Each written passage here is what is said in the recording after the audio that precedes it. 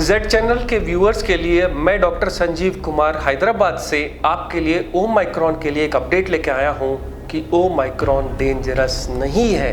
But अगर आप कहो कि हम मुझे ओमाइक्रॉन हो गया, क्या मरने का कोई डर है? बिल्कुल भी नहीं है। ओमाइक्रॉन से डेथ नहीं होती। अब देखिए साहब, बहुत सारा डर फैलाया गया है और डर के नाम पर के आपको ये बोला गया, लूटा गया कि ऐसे सैनिटाइजर्स यूज़ करिए, इससे अच्छा हैंड वॉश यूज़ करिए।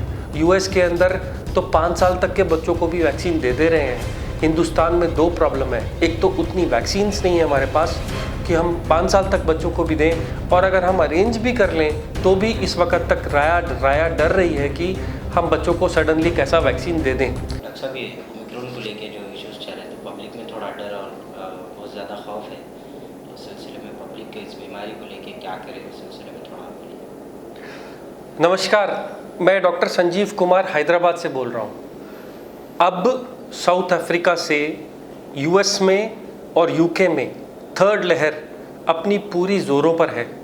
अगर आप इंडिया का ग्राफ देखें तो लगभग इन्फेक्शन सेकंड वेव के बराबर आ गए हैं। इतने सारे इन्फेक्शन थर्ड वेव के इंडिया में आने के बाद भी क्यों मौतें ज़्यादा नहीं हो रही, क्यों आईसीयू फुल नहीं हो रहे? हाँ, मैं मानता हूँ कुछ हद तक ओल्ड पॉपुलेशन जिनकी वैक्सीनेशन नहीं हुआ उन लोगों को हॉस्पिटल की ज़रूरत पड़ रही है। यूएस में, ऑस्ट्रेलिया में भी कुछ हद तक हॉस्पिटलों की ज़रूरत है, बट ज़्यादातर ओमाइक्रॉन में हॉस्पिटल जाने की ज़रूरत नहीं पड़ रही। डॉक्टर साहब, फिर जो लोग बीमारी हो रही है आमतौर पर खांसी, बुखार या इस तरीके की, तो उस सिलसिले में आपको करे तो क्या करे? बोले क्या ओमिक्रॉन उसको समझा जाए खांसी बुखार होने से? जैसे हर साल हम लोगों को जुकाम बुखार और नज़ला आता था, ऐसे इस बार भी जुकाम बुखार और नज़ला आया है।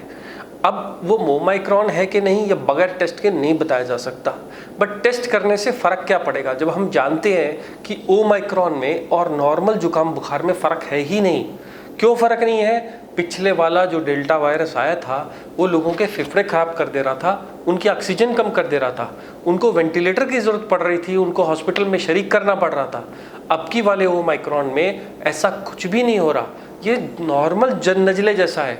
अच्छा, मान लीजिए अगर हम भागें ओमाइक्रॉन से, मैं ये नहीं कहता कि मास्क मत डालिए, बट अगर आप कहो कि हम मुझे ओमाइक्रॉन हो गया, क्या मरने का कोई डर है? बिल्कुल भी नहीं है। ओमाइक्रॉन से डेथ नहीं होती।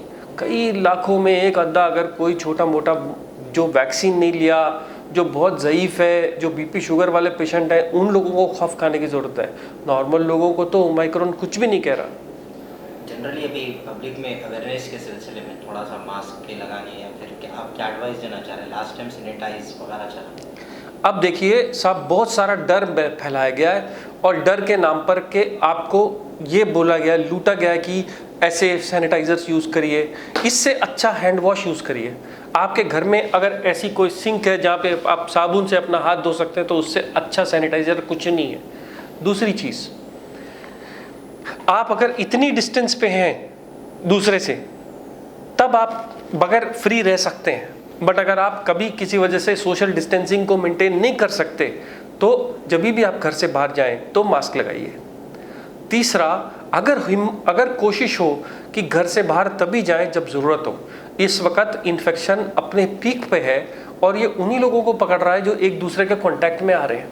अगर आपका जो भी काम है, अगर वो काम घर रह के चल जाता है, अगर सैटरडे संडे को बाहर निकलने को आप कुछ दिन के लिए वेट कर सकते हैं तो कोशिश करिए ये त्यौहार के सीज़न में या ये शादियों में कम से कम जाएं, जिससे कि हम अपने घर वालों को बचाएं। क्यों? अगर मैं एक आदमी ये बात नहीं माना और बाहर गया, वापस घर आके मैं सारे के सारे परिवार वालों को ये इन्फेक्शन दे सकता हूँ। इसलिए कोशिश करिए, अगर आपको अपने पूरे कबीले को बचाना है तो हर एक आदमी को ये तय करना पड़ेगा कि बाहर वो तभी जाएगा जब बहुत ज़रूरी हो। अगर आपके काम के मुतल्लिक आपको बाहर जाना पड़ता है, आपको अपनी रोटी कमाने के लिए बाहर जाना पड़ता है, अपने काम के सिलसिले से बाहर जाना पड़ता है तो ज़रूर जाएं, पर तब ये हैंड डिस्टेंसिंग, वॉशिंग, मास्क, इन तीनों का अच्छे से इस्तेमाल करिए। बच्चों को अब स्कूल के लिए मना कर दिया गया है, हालांकि बच्चों को ओमाइक्रॉन भी कुछ नहीं कह रहा, बट फिर भी जल्दी ना फैल जाए, सारे परिवारों में ना हो जाए, इसलिए एहतियातन हमारी गवर्नमेंट ने इसको स्कूल्स को बंद कर दिया गया है। लास्ट बच्चों के लिए कुछ एडवाइस कि बच्चों को कैसा केयरफुल रखेंगे? थर्ड वेव बच्चों के लिए है बल्कि पर्टिकुलरली ऐसा बोला जा रहा है शुरू से?